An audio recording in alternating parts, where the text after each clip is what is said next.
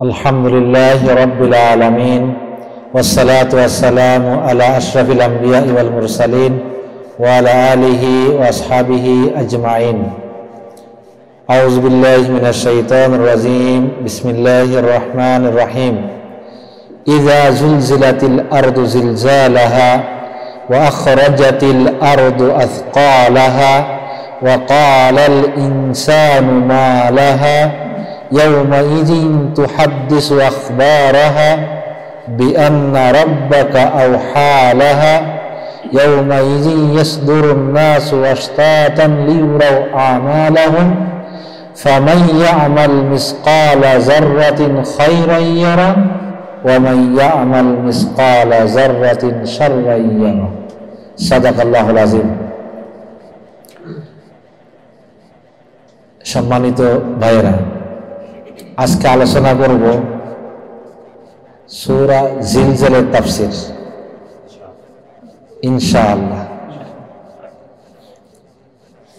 সূরা জিলজাল সূরা নিসার পরে কেউ কেউ বলতেছেন এটা মদিনাতে নাজিল হয়েছে, আবার কেউ বলতেছেন এটা মক্কাতে নাজিল হয়েছে। এই সূরায় কোরআনুল কারীমের ৯৯তম সূরা, ৮টি আয়াত আছে, আর শব্দ হলো ৩৬টি, বর্ণ হলো ১৫৬টি। এই সূরার বিষয়বস্তু হলো কিয়ামত অনুষ্ঠিত হবে। কিয়ামতের যে একটা অনুষ্ঠান আছে না, এই অনুষ্ঠান সম্পর্কে এই সূরা আলোচনা করা হয়েছে। বিচারের অনুষ্ঠান দুনিয়াতে হয়, তাই না? ঠিক তেমনি ভাবে কিয়ামত সংগঠিত হবে। তা সেই কিয়ামতের অনুষ্ঠানটা কেমন হবে সে সম্পর্কে আলোচনা করা হয়েছে দুই ভাগে। প্রথম ভাগে ১ থেকে ৫ নম্বর আয়াতে আল্লাহ তাআলা বলতেছেন কিয়ামতের যে অনুষ্ঠানের যে অবস্থানটা কেমন হবে সেই কথাগুলো আল্লাহ তাআলা বর্ণনা করছেন। একটা যে অনুষ্ঠান হবে ওই অনুষ্ঠানের অবস্থান বা কি ধরনের হবে সেই কথাগুলো ১ থেকে ৫ নম্বর আয়াতে আল্লাহ তাআলা তুলে ধরেছেন। তারপর ৬ থেকে ৮ নম্বর আয়াতে আল্লাহ তাআলা বলতেছেন যে সেদিন মানুষের নিজ নিজ আমলগুলো প্রদান করা হবে, দেখতে পাবে, সবাই স্বচক্ষে তাদের আমলগুলো দেখতে পাবে। আর সেই আমল অনুযায়ী, তার কর্মের ফল অনুযায়ী পরিপূর্ণ সূক্ষ্মভাবে বিচার করা হবে। এই কথাগুলো ৬ থেকে ৮ নম্বর আয়াতে বলা হয়েছে। সূরা জিলজাল কয়টা আয়াত? ৮টা আয়াত। ৮টা আয়াতের ২ ভাগে ভাগ করা হয়েছে। প্রথম ভাগ ১ থেকে ৫ নম্বর আয়াতে আল্লাহ তাআলা বর্ণনা করতেছেন কিয়ামতের যে অনুষ্ঠানটা হবে ওই অনুষ্ঠানের অবস্থানটা কি ধরনের হবে সেই কথাগুলো আল্লাহ তাআলা বলতেছেন। ৬ থেকে ৮ নম্বর আয়াতে মানুষের আমল, তার যে কর্ম পরিণতি কি হবে, কিভাবে বিচার করা হবে, পরিপূর্ণ সূক্ষ্মভাবে যে বিচারটা করা হবে সেই কথাগুলো আল্লাহ তাআলা এখানে বলে দিচ্ছেন।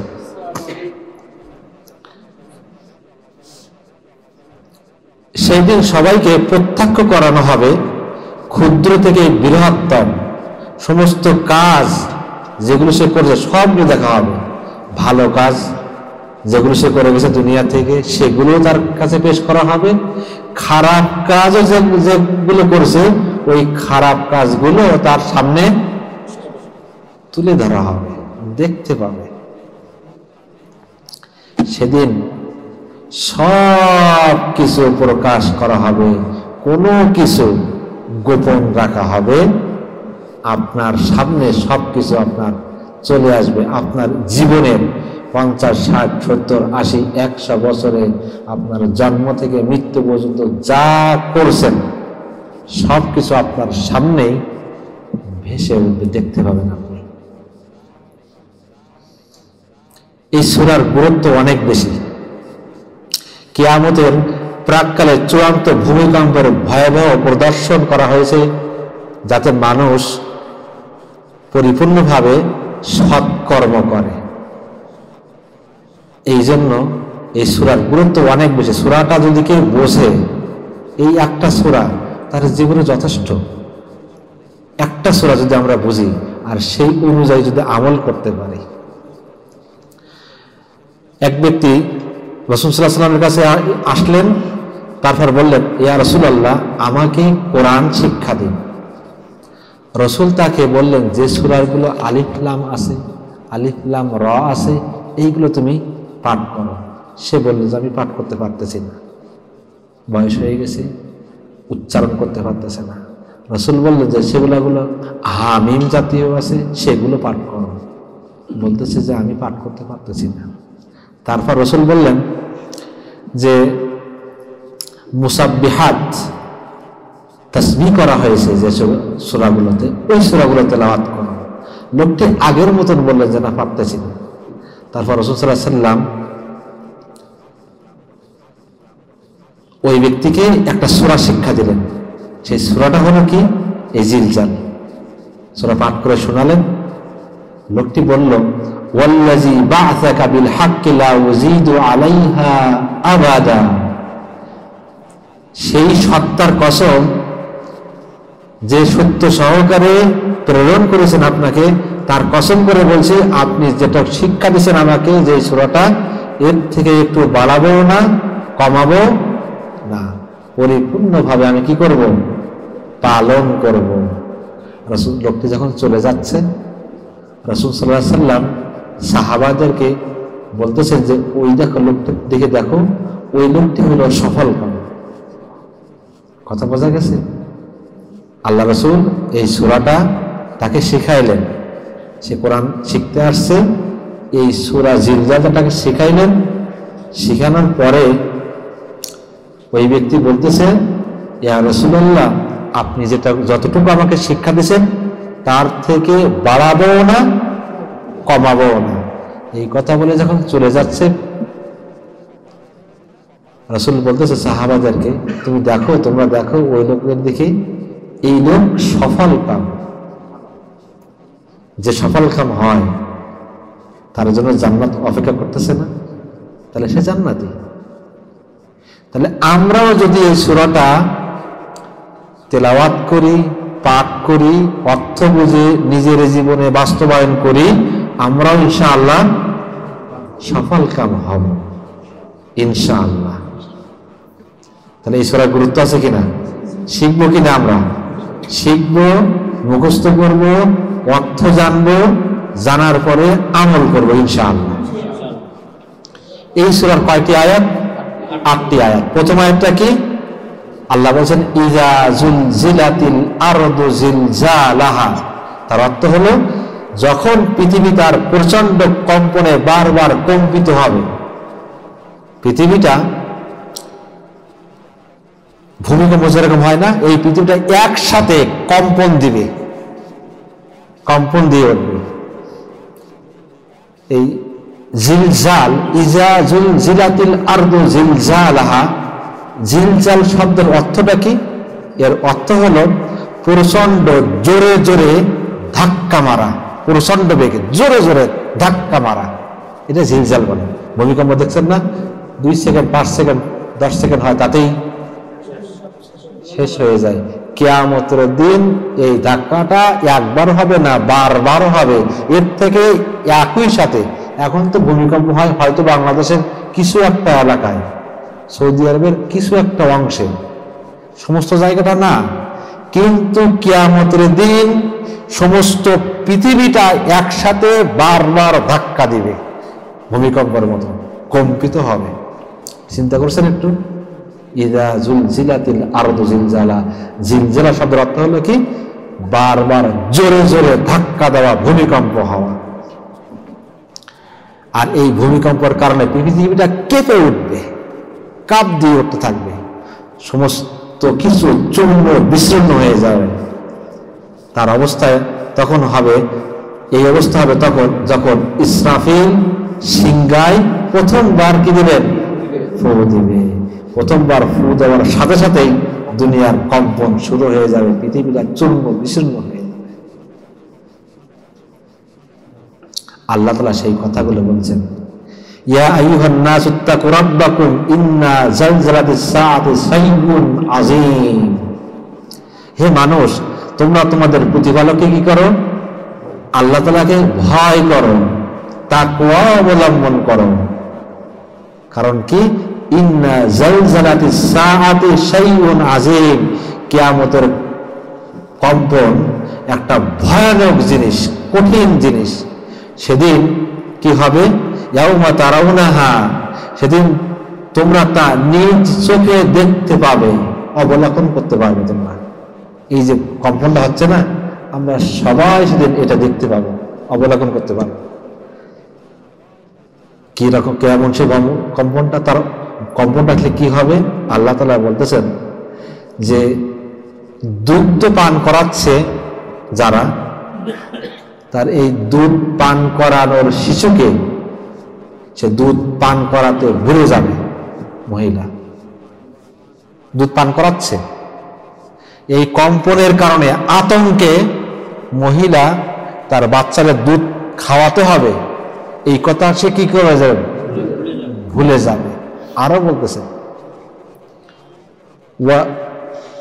আল্লাহ বলছেন ওয়াতাদাউ কুল্লা জাতি হামলিন হামলাহা, গর্ভবতী মহিলারা গর্ভপাত করে ফেলবে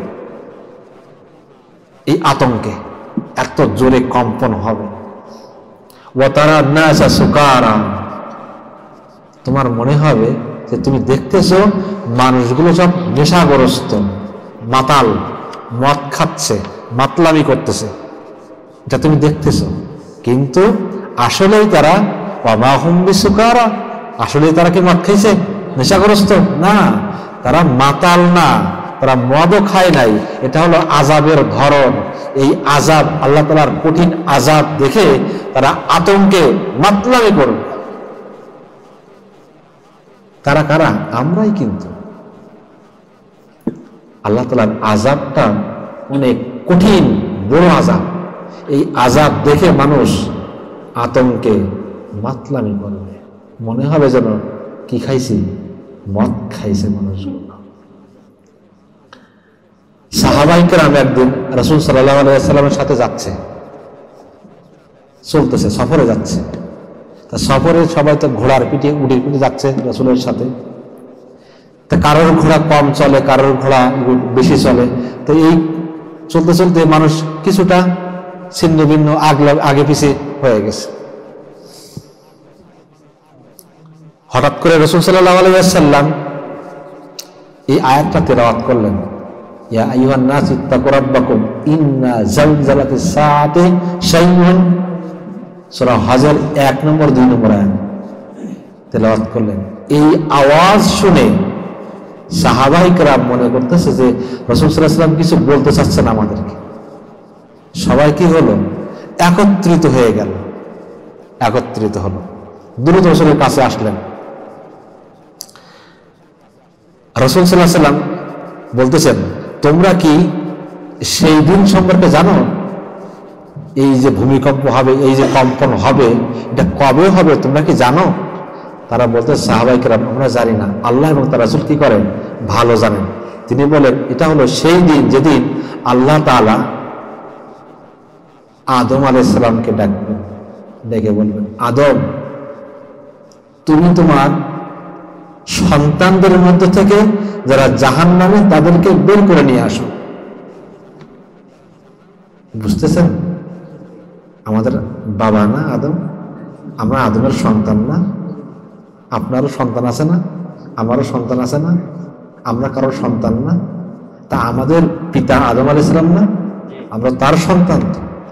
আল্লাহ তাআলা কিয়ামত ওই দিনকে আদমকে ডেকে বলবেন, আদম তোমার সন্তানদের ভিতর থেকে যারা জাহান্নামী তাদেরকে বের করে নিয়ে আসো। আদম আলাইহিস সালাম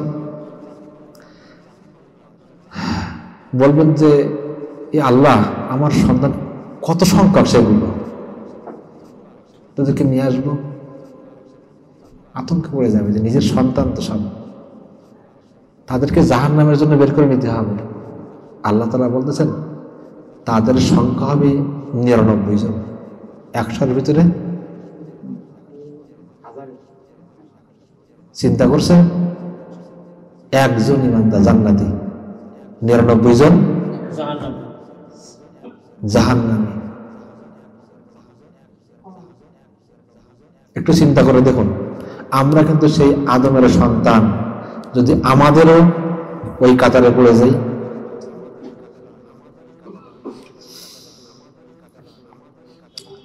রাসূল সাল্লাল্লাহু আলাইহি ওয়াসাল্লাম এই কথাগুলো বলতেছেন, সাহাবায়ে কেরাম নিরাশ হয়ে গেছে। আহারে, নিরাশ হয়ে গেছে যে 100 জনের ভিতরে 99 জন জাহান্নামী। আদমকে নিতে হবে, তার সন্তান, নিজের সন্তান যদি কেউ বকা দেয় তাও খারাপ লাগে না? তাহলে এই সন্তানগুলো জাহান্নামে নিয়ে যায়। কথাগুলো শুনে সাহাবায়ে কেরাম নিরাশ হয়ে গেল।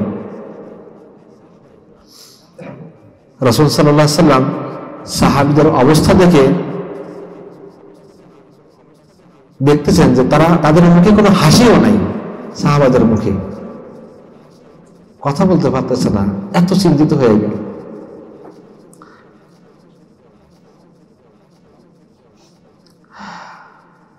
রাসূল সাল্লাল্লাহু আলাইহি ওয়াসাল্লাম বলতেছেন সাহাবাদেরকে, তোমরা আমল করতে থাকো। কি করো? আমল করতে থাকো। আর সুসংবাদ নাও। সুসংবাদটা কি? যে তোমাদের ভিতরে আরো 2টা দল থাকবে। 2টা দল, আদমের সন্তান, আরো 2টা দল। একটা হলো ইয়াজুজ মাজুজ, আর একটা হলো বনু শয়তান, ইবলিসের দল। তাহলে এই যে ইয়াজুজ মাজুজ আর এই ইবলিস, 2টা দলের মাঝখানে তোমাদের ভিতরে যদি কেউ ওই ইবলিসের দলে চলে যায়, সে কিন্তু ওই কাতারে পড়ে যাবে। বুঝতে পারেন না কথাগুলো? 99 ভিতরে পড়ে যাবে। আর যদি তুমি ওই ইবলিসের দলের অন্তর্ভুক্ত না হও, তোমার জন্য ইনশাআল্লাহ ওই 1% ভিতরে পড়ে যাবা। আমাদের কি করা দরকার? আমল করতে হবে, আর যাতে ওই শ্রেণীর অন্তর্ভুক্ত না হয়। কোন শ্রেণী?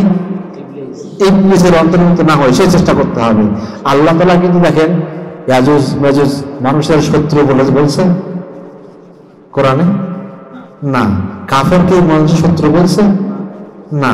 আল্লাহ বলছেন শয়তান তোমার প্রকাশ্য শত্রু, আল্লাহ বলে গেছে। আমরা মানি? কাজ কাম সব ওই মুখে না, একেবারে সাদিক গাই। আপনি এখন ওই আপনার বন্ধুত্ব বজায় রাখেন ওনার সাথে, আপনার কিন্তু ওই 99 জনের সাথে আপনার দলভুক্ত হতে হবে। আপনার কাছে এখন কোন দলে যাবেন? আপনি এই দিকে যাবেন না এই দিকে যাবেন?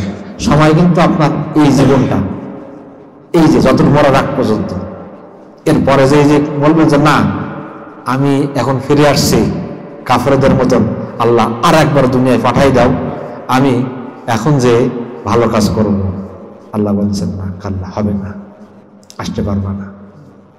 যে সময়টা এখন আছে, এই সময়টা আপনার নির্ধারণ করতে হবে আপনি কোন দলে যাবেন। আপনি আসলে আপনি কি ওই শয়তানের সাথে থাকবেন, না আপনি ভালো?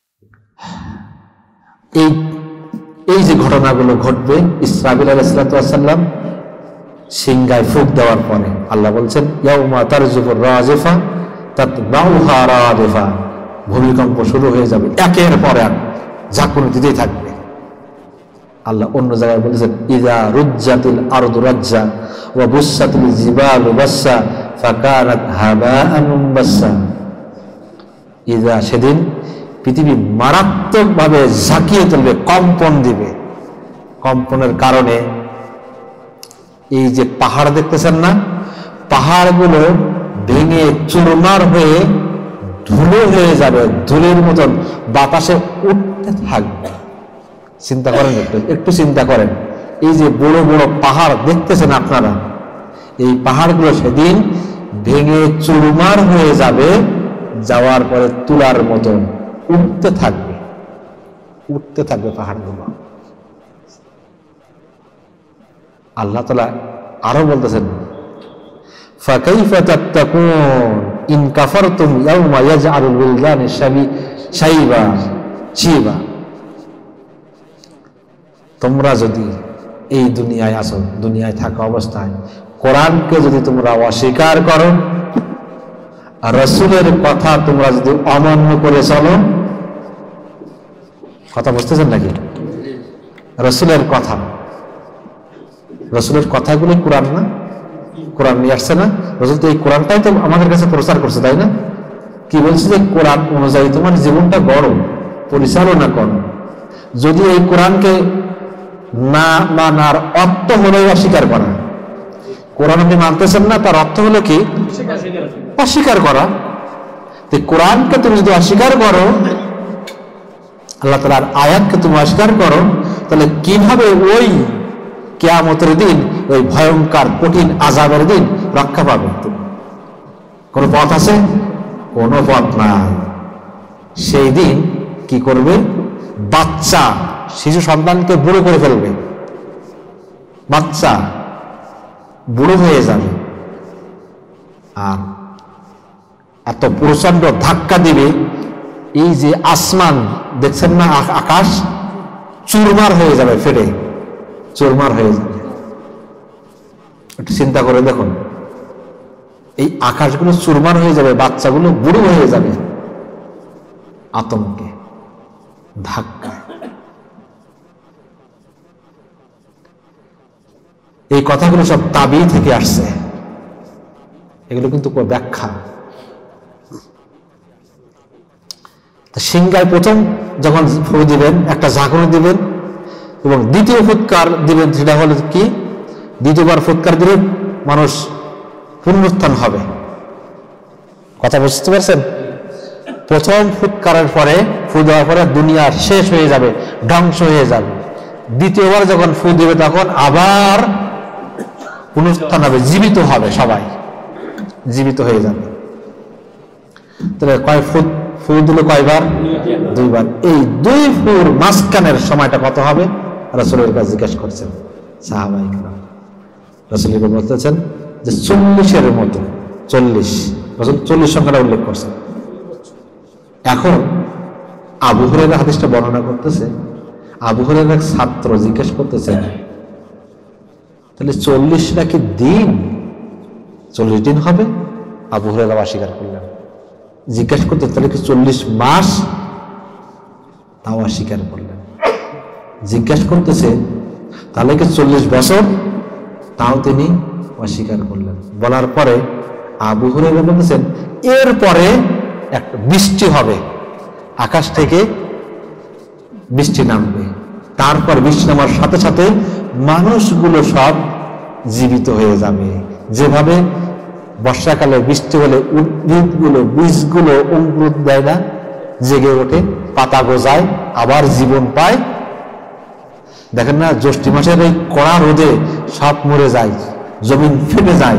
যখন আষাঢ় মাসে বৃষ্টি হয়, ওই মোরা মাটি থেকে আবার কিন্তু ঘাসগুলো, ধানগুলো সব কি আবার ফুটে ওঠে। ঠিক তেমনি ভাবে প্রথম ফু দেওয়ার পরে সব শেষ হয়ে যাবে, দ্বিতীয় ফু দেওয়ার পরে আবার সব এভাবেই জেগে উঠবে। এই দুই ফুয়ের মাঝখানের সময়টা হলো 40। হতে পারে 40 দিন, হতে পারে 40 মাস, হতে পারে 40 বছর। আল্লাহ রাসূল বলেন,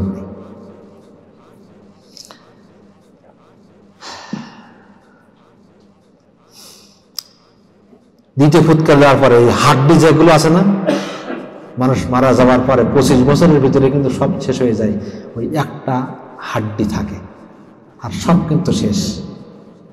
ওই যে একটা হাড্ডি আছে না, ওই হাড্ডি থেকে আবার পুনরায় জেগে উঠবে,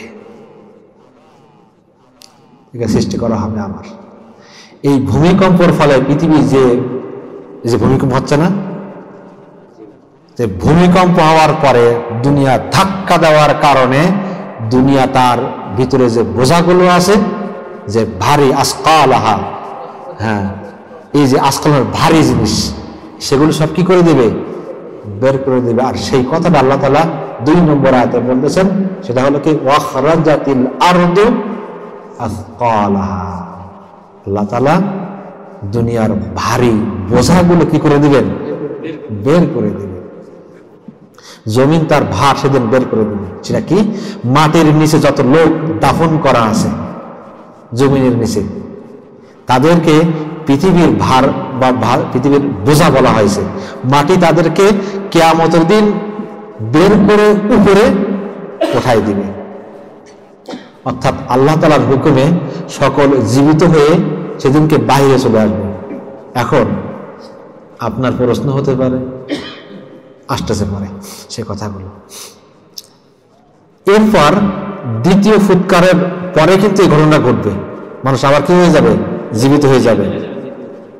অনুরূপভাবে এই দুনিয়ার যত খনিজ সম্পদ আছে, সমস্ত খনিজ সম্পদগুলো দুনিয়ার উপরে ভেসে উঠবে। এই যে আয়াত ওয়াখরাজাতিল আরদু আসকালাহা, দুনিয়া তার বোঝাগুলো কি করে দিবে? ভারী জিনিসগুলো, ভারীগুলো সব কি করে দিবে? এই যে কথাটার 3টা অর্থ আছে। কয়টা অর্থ? 3টা অর্থ। প্রথম অর্থ হলো মরা মানুষ মাটির বুকে যেখানে যে অবস্থায় যে আকৃতিতে আছে, দ্বিতীয় ফুৎকারের সাথে সাথে সবগুলো কি হয়ে যাবে?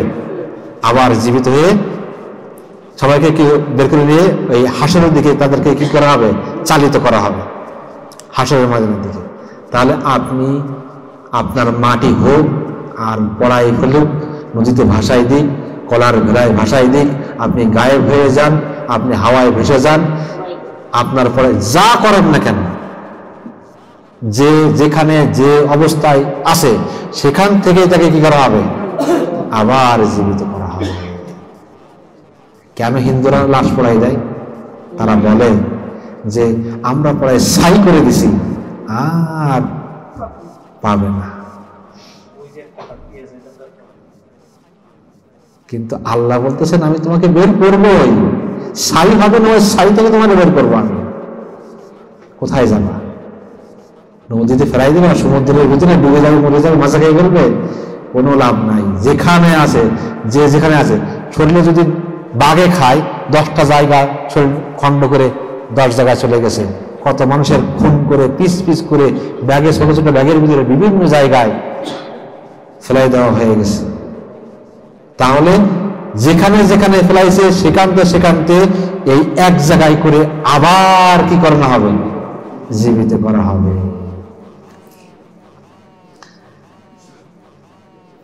এই কথাটাই, এটা হলো তার প্রথম অর্থ। 2 নম্বর অর্থ হলো কেবলমাত্র মরা মানুষকে জীবিত করে দুনিয়ায় পেশ করা হবে না, বরঞ্চ এই মরা মানুষটা তার দুনিয়ার জিন্দগিতে যা করেছিল, ভালো করুক খারাপ করুক অপরাধ করুক, যত গুনাহ করছে, যত পাপ করছে, যত ভালো কাজ করছে, সবগুলো আনা হবে। বুঝেন নাই? ওই যে গোপনে কলা বাগানে কি করছিলেন দুনিয়ার কেউ জানে না, সাক্ষী নাই, পেশ করা হবে। হোটেলের ফাঁকে কোন গলিতে কোন জায়গায় কার সাথে কত মিথ্যা কথা বলছেন, বাবা মারা গেছে, রাতের অন্ধকারে যে টিপ নিয়ে জমিগুলো লিখে নিছেন, বোনের সম্পত্তি ফাঁকি দিছেন, আপনার কুকীর্তি যা আছে জন্ম থেকে মৃত্যু পর্যন্ত যা করছেন একেবারে সবগুলো কি করা হবে? স্তূপ আকারে আপনার সামনে। অস্বীকার করবেন? সুযোগ নেই, অস্বীকার করতে পারবেন না। কাকে কোন ভাষায় গালি দিছেন, মুখটা সুন্দর করে শক্ত ভাষায় কেমনে গালি দিছেন, আবার পেশার মতন করে মুখটাকে বেঁকা করে আপনি দেখাইছিলেন, কষ্ট পাইছিল ওই ভাইটা, কোনো কিছু বাদ থাকবে না। মতলব করছেন না রাত্রে ঘুমানোর সময়, ওই ভাইরে কি হয় ধ্বংস করবো, এই মতলব করছেন না ঘুমানোর মাথায় বালিশ দিয়া, তাও পেশ করা হবে। কোনো কিছু সেদিন বাদ থাকবে না, সব কিছু আনা হবে।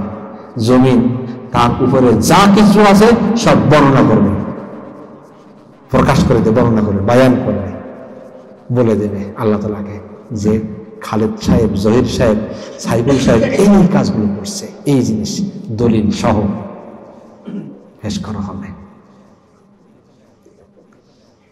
এই ক্যামেরার সিম কার্ড আছে না, প্রত্যেক মানুষের এখানে একটা সিম কার্ড আছে, এখানে সবগুলো রেকর্ড করতেছে, মেমোরি।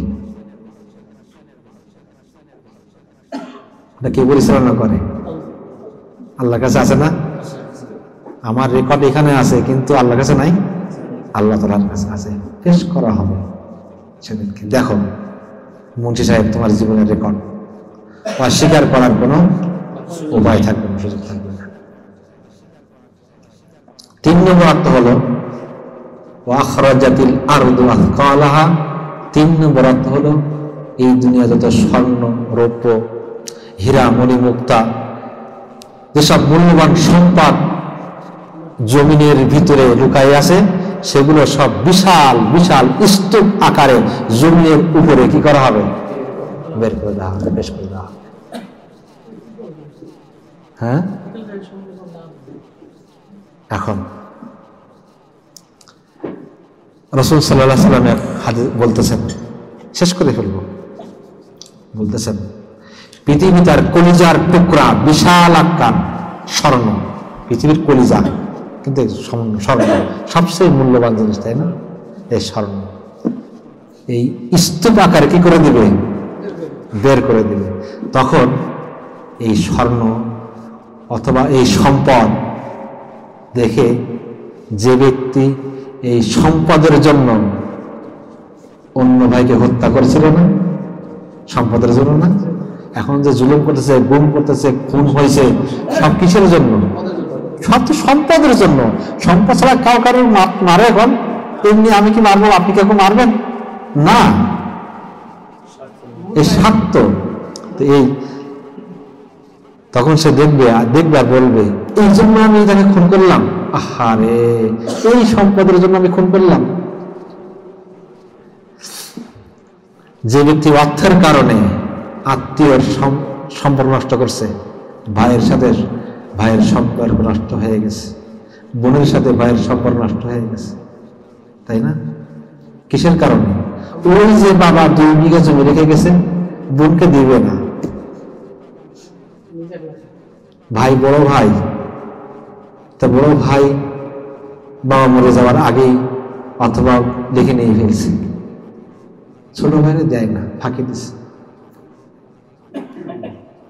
এই যে সম্পর্ক থাকবে, ভাই যেমন জানতে পারবে, থাকবে না। বোন যদি জানে যে ভাই বাবার সম্পত্তিগুলো সব নিয়ে ফেলছে, বোনের সাথে সম্পর্ক থাকবে?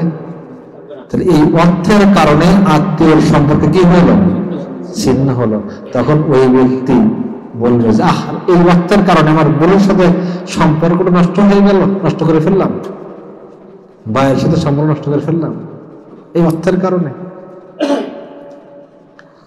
যারা চুরি করছে সম্পদের জন্য হাত কাটা হয়েছে, এই সম্পদ দেখে সেই সময় সে ব্যক্তি বলবে, আহারে এই দুনিয়াতে আমি চুরি করছি, হাত হারাই করছি শুধু এই সম্পদের জন্য, অথচ সেই সম্পদ আমার সামনে, কাজে লাগবে না কোনো সেই সম্পদ। তখন আপনার সম্পদের স্তূপ আপনার সামনে রাখা হবে, তোমার এই সম্পদ কোনো কাজে লাগবে না, সেই সম্পদ কোনো কাজে আসবে না, ওইদিকে কোনো ভ্রুক্ষেপ করা হবে না।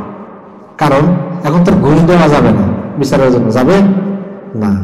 দুনিয়াতে আপনি মার্ডার করছেন, কোটি টাকা ঘুষ দিয়া আপনি খালাস পেয়ে গেছেন, কিয়ামতের দিন আপনার সম্পদকে ঘুষ নিবে, আপনার পক্ষে কোনো ফেরেশতা দাঁড়াই যাবে? উকিল হিসাবে কেউ যাবে না। সুতরাং এই সম্পদ কাজে আসবে না, কোনো কাজে আসবে না। আল্লাহ তাআলা বলছেন তখন এই সম্পদ দেখবে আর মানুষগুলো কি করবে? আফসোস করবে। তারা কোথায়? সুম্মা নুফিকা ফীহি উখরা, দ্বিতীয়বার যখন ফু দিবে সিংহায়, ফাইযাহুম কিয়ামুন ইয়ানজুরুন, তারা দাঁড়ায় দাঁড়ায় অবলোকন করবে। আহার এই সেই সম্পদ দেখবে দাঁড়ায় দাঁড়ায়। কোথায় দাঁড়াবে? ইয়াউমা ইয়াকুলুন নাসু লিরাব্বিল আলামিন। আল্লাহ তাআলার সামনে বান্দা দাঁড়ায় দাঁড়ায় ওই সম্পদের দিকে তাকাই থাকে, দেখতে থাকে, কাজে আসবে না কোনো ওই সম্পদ। আল্লাহ, তাহলে এই দুনিয়ার জীবনের দুনিয়ার মূল বোঝা হলো কি? মানুষ তার কৃতকর্ম। এই দুনিয়ার যে আসকালা বলছি না, ভারী বোঝা, তাই এই ভারী বোঝাটা কি? মানুষ এবং তার অপকর্ম, তার কর্ম পরিণতি, তার যে আমরা করতেছি না, যা এখন এইগুলোই দুনিয়ার বোঝা। সেদিন জমিন এই সব কিছু প্রকাশ করে দেবে। যেসব ধন সম্পদ জন্য পৃথিবীতে মানুষ পরস্পরের ঝগড়া করেছিল, বিবাদ করেছিল, আন্দোলন করেছে, তাই না? ক্ষমতার জন্য না? তা ক্ষমতা আসলে না সম্পদ দখল করা যায়, ক্ষমতা না থাকলে কি নেওয়া যাবে? হ্যাঁ, আন্দোলন করছে, সংগ্রাম করছে, চুরি করছে, ডাকাতি করছে, লুট করছে, গুম করছে, খুন করছে, তাই না? এগুলো কিসের জন্য? ছিনতাই করছে, তাই না? মানুষ অপহরণ করা করছে না? কিসের জন্য? এই স্বার্থের জন্য। সেদিন জমিন সব কিছু বের করে দেবে। অপরাধ লোকগুলো সেদিন সম্পদ দেখে এই সম্পদের দৃশ্য দেখতে থাকবে অবলোক দৃষ্টিতে, যে এই সম্পদের জন্য আমি এই এত এত অপরাধ আমি করছি। তারা দেখতে থাকবে আর ভাবতে থাকবে যে এই সম্পদের জন্য পৃথিবীতে যে অন্যায় অসৎ কাজগুলো আমার দ্বারা হয়েছিল, রক্তের বন্যা বয়ে দিয়েছে, তাই না? আছে না?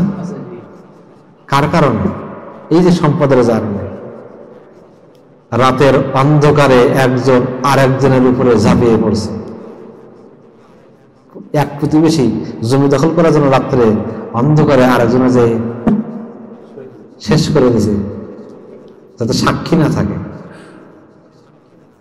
আজ সেই ধন সম্পদ তাদের সামনে স্তূপ আকারে পড়ে থাকবে, কোনো কাজে আসবে না। ধন সম্পদ বরং আজ তাদের বিপদের কারণ হয়ে দাঁড়িয়েছে। এগুলো প্রমাণ। এই কারণে তুমি অমুক ব্যক্তিকে খুন করছো, অমুক ব্যক্তিকে তুমি গুম করছো, এই সম্পদের কারণে, এটাই প্রমাণ। এই সম্পদটা তখন তার বিপদের কারণ হয়ে গেল, তাই না? অথচ আমাদের দরকার ছিল কি? এই সম্পদের জন্য জীবন না দিয়ে ইসলামের জন্য জীবন দেওয়া, তাই না? আমাদের জীবনের যতটুকু সময় সব কিন্তু ব্যয় করতেছে কিসের পেছনে? সময়টুকু সব কিন্তু এই অর্থের জন্য। যদি দিনের কাজে ব্যয় করতাম সময়টা, তাহলে ওই সময়টা কিয়ামতের দিন আপনার জন্য সাক্ষ্য দিত, কাজে লাগতো, আপনি জান্নাতি হতেন। সূরা আসরে পড়ছি না, মানুষের জীবনটা হলো একটা মূল্যবান সময়, সময়ের সমষ্টি। যদি এই সময়টা কাজে লাগাতে পারি, আপনি সফল কাম হবেন। সময়টা যদি আপনি কাজে লাগাতে না পারেন, কিয়ামতের দিন তখন আপনি বুঝবেন যে এই সম্পদ অর্জন করার জন্য আপনার জীবনের সমস্ত সময়টা ব্যয় করছেন, কিন্তু সেই অর্থ আপনার কাজে আসতেছে না। আফসোস করবেন সেদিনকে, যদি এই সময়টা দিনের কাজে, ইসলাম কায়েম করার কাজে যদি এই সময়টা ব্যয় করতাম, এই সময়টা আজকে আমারও জন্য সাক্ষ্য হয়ে থাকতো, আমার দলিল হয়ে থাকতো, জান্নাতে যাওয়ার জন্য একটা প্রমাণ থাকতো আমাকে। আফসোস করবেন সেদিন। তাই আসুন আমরা আমাদের জীবনের মূল্যবান সময়টুকু অর্থের পিছনে ব্যয় না করে দিনের কাজে ব্যয় করি, যেটা আপনাকে আমাকে জান্নাতে নিয়ে যাবে। এই অবস্থা মানুষ তখন দেখতে থাকবে, দেখবে কখন? ওই কিয়ামতের দিন। অবাক হয়ে মানুষ ভাবতে থাকবে আর দেখতে থাকবে আর ভাবতে থাকবে, বলবে যে পৃথিবীর কি হলো, কি হয়েছে, পৃথিবী কি হয়েছে? সেই কথাগুলো 3 নম্বর আয়াতে আসতেছে।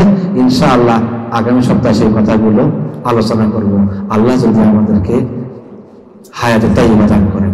জাযাকুমুল্লাহু খাইরান। আসসালামু আলাইকুম ওয়া রাহমাতুল্লাহ।